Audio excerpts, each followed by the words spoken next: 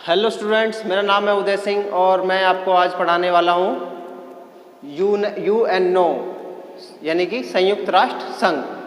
आज मैं आपको पढ़ाने वाला हूँ संयुक्त राष्ट्र संघ। संयुक्त राष्ट्र संघ को पढ़ाने से पहले मैं आपको इसके बारे में बता देना चाहता हूँ कि यह एक अंतर्राष्ट्रीय स्तर का संगठन है जिसका निर्माण लोगों के शांतिपूर्ण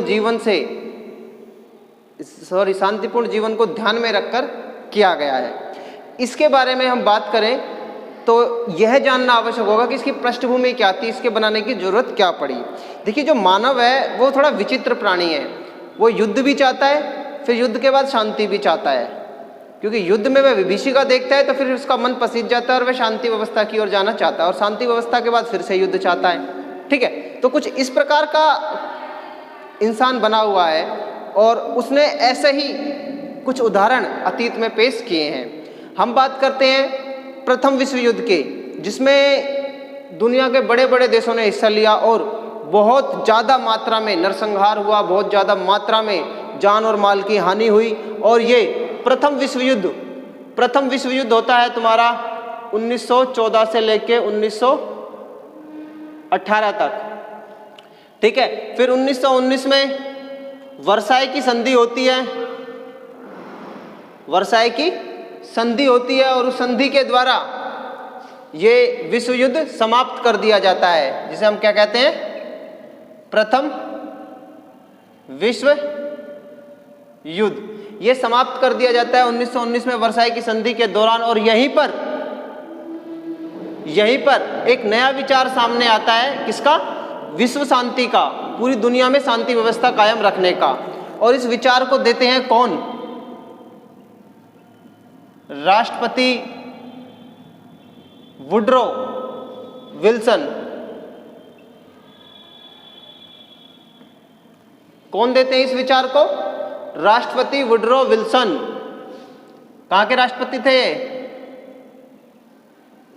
अमेरिका के राष्ट्रपति वुड्रो विल्सन 1919 में वर्साई की संधि के दौरान, पेरिस संधि के दौरान ही ये विचार देते हैं कि एक ऐसे संगठन का निर्माण होना चाहिए जो विश्व शांति व्यवस्था को कायम रख सके। और उस संघ का नाम दिया गया राष्ट्र संघ। क्या नाम दिया गया? राष्ट्र संघ। इसे इंग्लिश में कहते हैं लीग ऑफ नेशंस।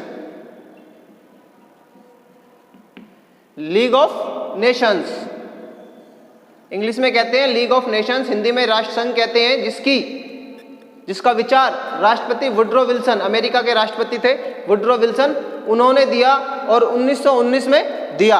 और इसलिए 1920 में राष्ट्र संघ का निर्माण हुआ। ठीक है, 1920 में राष्ट्र संघ का निर्माण हो गया, और जिसका काम यह था कि विश्व युद्धों को रोकना, विश्व में शांति व्यवस्था कायम रखना। मगर ऐसा हो नहीं पाया।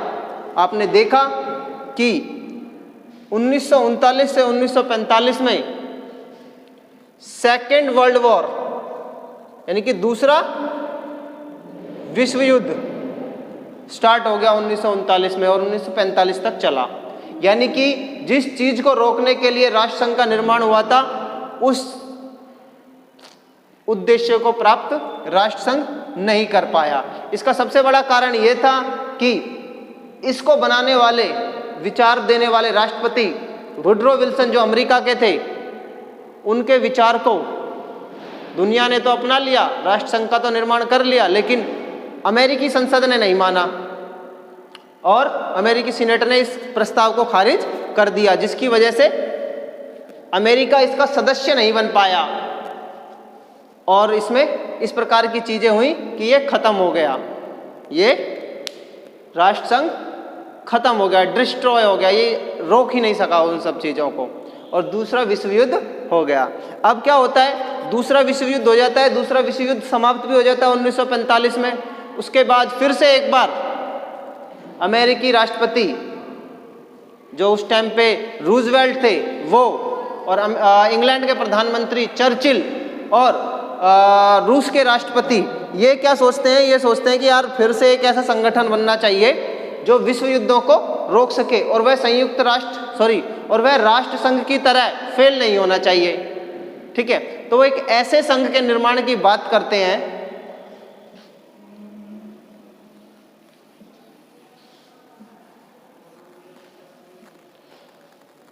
1945 के बाद, जब दूसरा विश्व युद्ध 1945 के बाद, यानी कि ये टाइम कौन सा है, सेकेंड वर्ल्ड वॉर का टाइम है। इस दौरान इंग्लैंड के प्रधानमंत्री चर्चिल और अमेरिका के राष्ट्रपति फ्रैंकलिन डी रूजवेल्ट और रूस के राष्ट्रपति, ये तीनों एक विचार करते हैं कि एक ऐसा संगठन बनाया जाए जो ऐसे विश्व युद्धों को रोक दे, यानी कि राष्ट्र संघ जैसे, पर ये राष्ट्र संघ की तरह फेल नहीं होना चाहिए। तो इसका विचार जो सबसे पहले दिया गया था 1942 में दिया गया था। ठीक है, कब?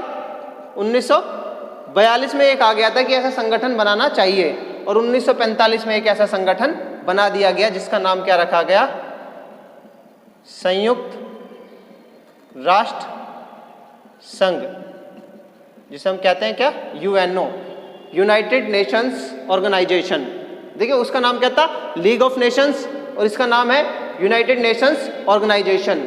ठीक है, तो संयुक्त राष्ट्र संघ जिसे हम यूएनओ भी कहते हैं, यूएनओ का नाम है यूनाइटेड नेशंस ऑर्गेनाइजेशन, जिसका मुख्यालय न्यूयॉर्क में है, और इसकी स्थापना की बात 1942 में अमेरिका के सैन फ्रांसिस्को में एक सम्मेलन हुआ था, उसमें कही गई थी पहले कि भैया ठीक है एक संगठन बनाते हैं, और इस संगठन को बनाया गया कब, 24 अक्टूबर 1945 को। ध्यान रखना, 24 अक्टूबर को, कब को, 24 अक्टूबर 1945 को यूएनओ की स्थापना की गई, और इसी दिन यूएनओ दिवस भी मनाया जाता है। इसका मुख्यालय न्यूयॉर्क में है, जो कि अमेरिका में है, सैन फ्रांसिस्को भी अमेरिका में है। इसकी सदस्य इस समय 193 है। कितनी सदस्य है इसकी, 193 सदस्य यूएनओ के सदस्य हैं फिलहाल।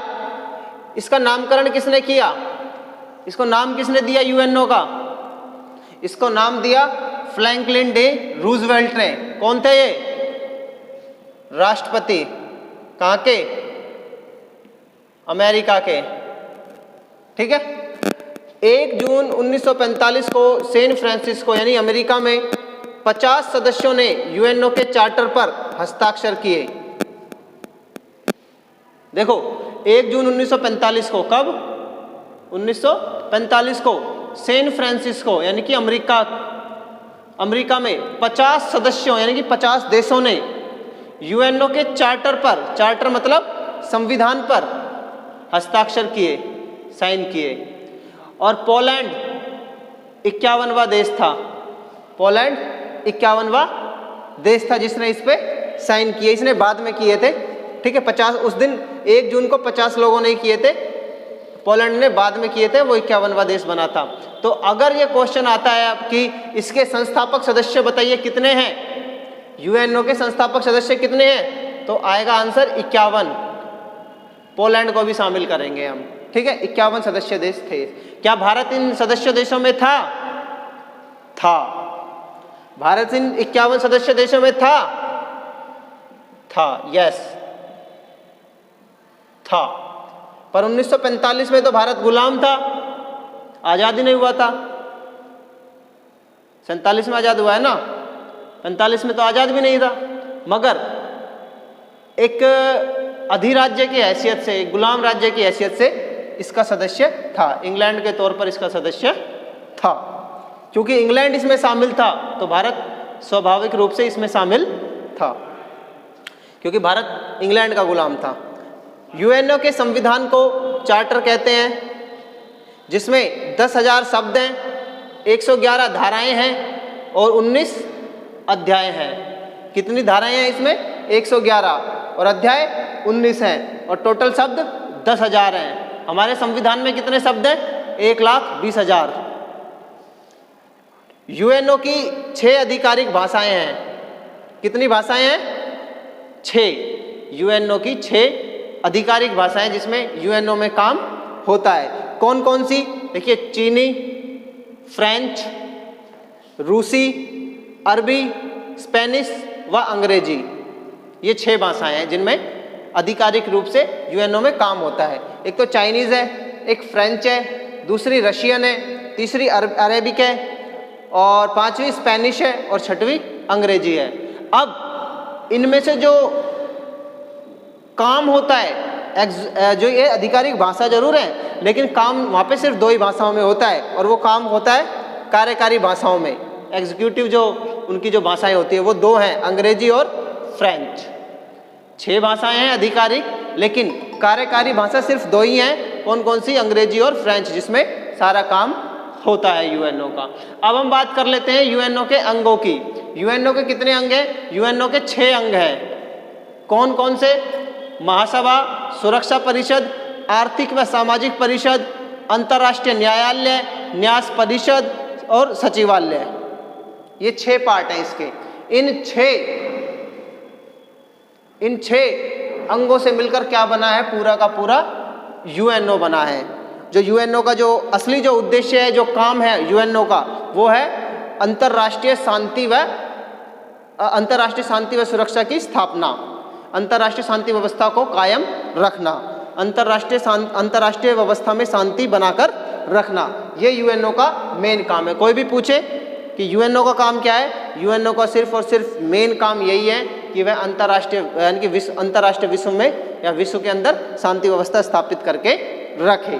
ठीक है, तो अपनी शांति व्यवस्था रखने का काम और शांति और व्यवस्था रखने का काम वह इन 6 अंगों के माध्यम से करता है। देखिए, इसकी सबसे पहला जो अंग है वो है महासभा। महासभा ऐसे है जैसे कि कोई संसद हो। महासभा ऐसे जैसे किसी देश की एक संसद हो जिसमें सभी एरिया के सदस्य प्रतिनिधि के रूप में शामिल होते हैं। ऐसे ही महासभा में यूएनओ के जितने भी सदस्य होते हैं, फिलहाल 193 हैं, 193, तो महासभा के सदस्य भी ऑटोमेटिकली वो बन जाते हैं बाय डिफॉल्ट। जो सदस्य यूएनओ के होंगे वो किसके भी होंगे? महासभा के भी होंगे। क्यों? क्योंकि महासभा एक तरीके से संसद, और हर देश से एक सदस्य महासभा में होता है। तो क्या हो गया? महासभा के कितने सदस्य हो गए? टोटल 193। कितने सदस्य हो गए महासभा के? 193। इसकी मीटिंग हर साल होती है। कब होती है? हर साल सितंबर महीने के दूसरे मंगलवार को शुरू होती है इसकी मीटिंग। सितंबर महीने के दूसरे मंगलवार को, सेकंड मंगलवार को, और दिसंबर के अंत तक चलती है। जनरली आमतौर पे दिसंबर के अंत तक चलती है और सितंबर के दूसरे मंगलवार को शुरू होती है। ठीक है, अब हम बात कर लेते हैं कि महासभा करती क्या है। महासभा के बहुत सारे काम हैं, जैसे कि सुरक्षा परिषद के सदस्यों की नियुक्ति करती है, 10 अस्थायी सदस्यों की, और इसके अलावा अंतर्राष्ट्रीय न्यायालय के सदस्यों को चुनने में सहयोग देती है। इसके अलावा जो सचिवालय का जो महासचिव है उसको भी चुनने में इम्पोर्टेंट रोल अदा करती है। और इसके साथ इसके बहुत सारे इम्पोर्टेंट काम हैं, जैसे कि बजट वगैरह पास करना, ये सब इसी का ही काम होता है। नए सदस्यों को परमिशन देना भी इसका काम होता है। तो ये इस प्रकार के इसके काम होते हैं। अब बात कर लेते हैं हम सुरक्षा परिषद की। सेकंड, ये है मोस्ट इम्पोर्टेंट। ठीक है, सुरक्षा परिषद क्या है? मोस्ट इम्पोर्टेंट है इसका अंग। सबसे ज्यादा जो इम्पोर्टेंट अंग है वो है सुरक्षा परिषद। क्यों? क्योंकि ये तो एक तरीके की संसद है, और सुरक्षा परिषद एक तरह की क्या है? मंत्री परिषद, मंत्रिमंडल, कैबिनेट, जैसे कि प्रधानमंत्री, ये मंत्री, वो मंत्री, जिसके पास एग्जीक्यूटिव पावर होती है, जिसके पास रियल में पावर होती है, वो क्या है? सुरक्षा परिषद। इसके कितने सदस्य हैं? इसके टोटल 15 सदस्य हैं। पहले 11 होते थे, अब इसके सदस्य कितने हैं? 15 सदस्य हैं, जिसमें से 5 स्थायी सदस्य हैं और 10 अस्थायी सदस्य हैं। ये 5 स्थायी सदस्य जो हैं, 5 जो स्थायी सदस्य हैं वो कभी नहीं बदलते। इनमें कौन कौन से सदस्य शामिल होते हैं? इनमें 5 सुपर पावर शामिल होती हैं, अमेरिका, रशिया, इंग्लैंड, फ्रांस और चाइना। ठीक है, कौन कौन सी होती हैं इसमें? इनमें 5 में कौन कौन सी है? इनमें है आपका, देखिए, इंग्लैंड, फ्रांस, अमेरिका, रूस और चीन।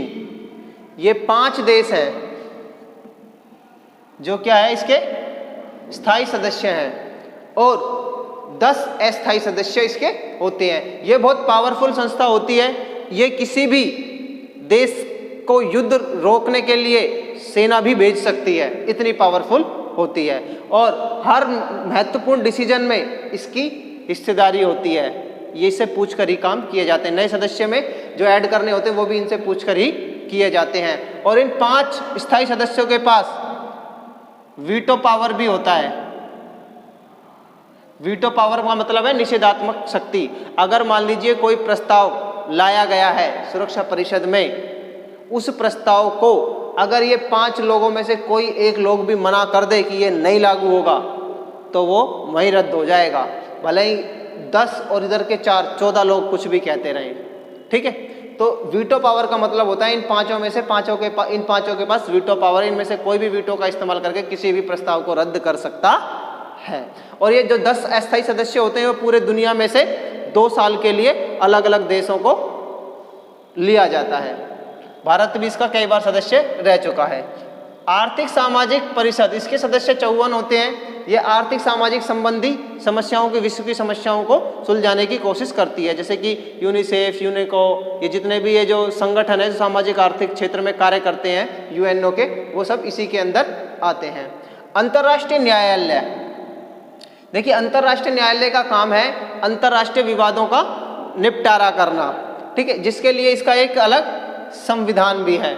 ठीक है, और इसके सदस्य होते हैं 15, यानी कि कितने न्यायाधीश होते हैं इसमें? 15 न्यायाधीश होते हैं और जिनका कार्यकाल होता है 9 वर्ष। 9 वर्ष के लिए बनाए जाते हैं। भारत के न्यायाधीश भी इसमें रह चुके हैं, कई न्यायाधीश। ठीक है, इसका जो मुख्यालय है वो हेग में है। हेग कहाँ है? नीदरलैंड में। ठीक है, 1946 में अंतर्राष्ट्रीय न्यायालय हेग में स्थित है, जो कि नीदरलैंड में है। ठीक है, यहाँ पे नीदरलैंड में। ये एक ऐसा घटक है जो कि न्यूयॉर्क से बाहर है, न्यूयॉर्क से बाहर है, अमेरिका से बाहर है। बाकी सारे के सारे यूएनओ के अंग न्यूयॉर्क में स्थापित हैं। एक है न्यास परिषद, इसके कितने सदस्य हैं? 12 सदस्य हैं। देखिए इसका कार्य आज के टाइम पे खत्म हो गया है। क्यों खत्म, कैसे हो गया? क्योंकि न्यास परिषद, एक न्यास कहते हैं ट्रस्ट को, और ट्रस्ट किसी ऐसी संपत्ति या ऐसी कंपनी या ऐसी संस्था की मालिक के रूप में कार्य करती है, संचालक के रूप में कार्य करती है, न कि मालिक के रूप में। ठीक है, तो न्यास से मतलब ये था कि दूसरे विश्व युद्ध के बाद फ्रांस, अमेरिका, इंडिया, जर्मनी जैसे जो देश थे, इंग्लैंड जैसे जो देश थे, इन्होंने क्या काम करा? जिन देशों पे इनके कब्जे थे ना, उन देशों को स्वतंत्र कर दिया, छोड़ दिया इन्होंने, कुछ लोगों ने, कि भैया हमारे बस की नहीं है, अब हम यहाँ पर राज नहीं कर सकते। अब या तो उस जगह पे वहाँ के लोकल राजाओं ने या लोकल जो पॉलिटिशियंस थे उन्होंने अपनी सत्ता स्थापित कर ली, या अड़ोसी पड़ोसी में मिल गए। और लेकिन कुछ ऐसे भी बच गए जो ना तो अड़ोसी पड़ोसी में शामिल हुए, ना वहाँ के पॉलिटिशियंस कोई ऐसे थे जो उस देश की शासन व्यवस्था को संचालन कर सके। तो ऐसे क्षेत्रों का संचालन न्यास परिषद करती थी।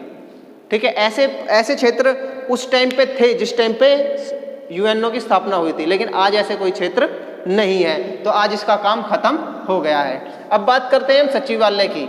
देखिए सचिवालय की बात करें तो यूएनओ के पास एक बहुत बड़ा सचिवालय है, बहुत बड़ा सचिवालय जो न्यूयॉर्क में स्थापित है। इस सचिवालय का एक महासचिव होता है, जो कि इसका एक तरीके का सीईओ होता है, सीईओ होता है।